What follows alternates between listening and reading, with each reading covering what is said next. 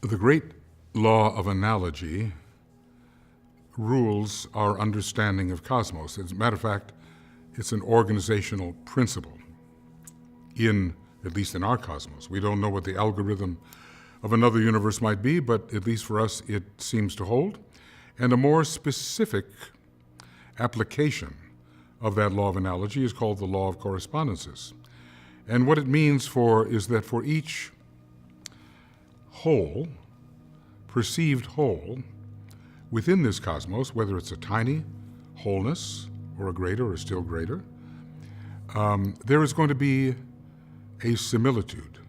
There is going to be a similarity. The lesser will reflect in all its parts and relations the parts and relations of the greater. And on, with every lesser reflecting its greater to a considerable degree, maybe not in complete accuracy, but with enough similarity to say, aha, this structure is similar, is similar, is similar.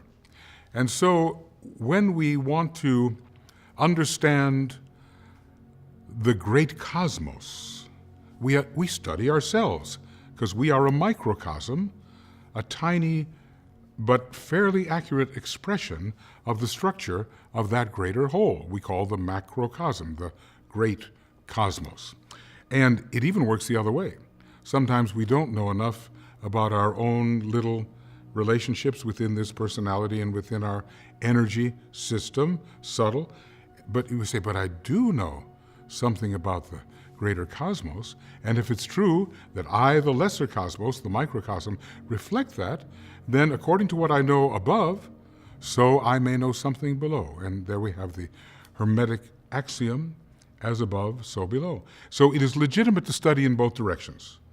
One can study the greater, and one can study the lesser with a good reflective light thrown upon the one that one is uncertain of. So that's the way the cosmos is put together, holographically, so that the lesser ever reflects the greater ad infinitum, except you don't have an infinitum because universes, as far as I understand, are finitizations, and they do have a finitude about them, and it doesn't go on forever.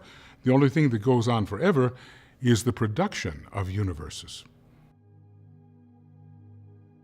When we think about the as above, so below principle, really the way we can get our heads around it is to understand that one of the most important ways of learning the esoteric philosophy is through the law of correspondence and the law of analogy, and that everything has a correspondence to something else.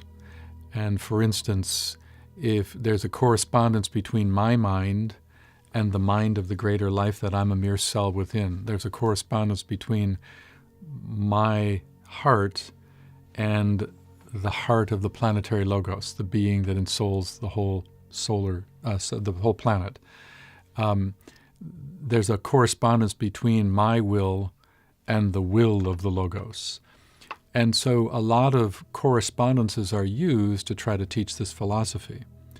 And in a way, it's through that correspondence that we realize what we're evolving into. So for instance, if I say there's a correspondence between the love I feel in my heart and the love of the Christ, what does that mean? Well, that means two things. It means that my heart is a potential recipient of the love of the Christ, a conduit through which the love of the Christ can come through me.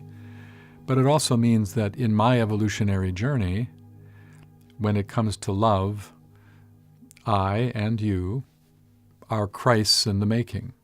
So it also tells, it not only shows correspondence, but direction of evolution. So that I'm evolving my heart to be more Christ-like.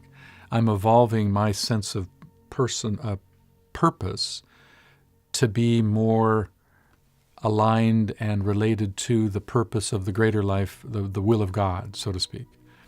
So it does two things. It identifies relationship and it defines evolutionary direction.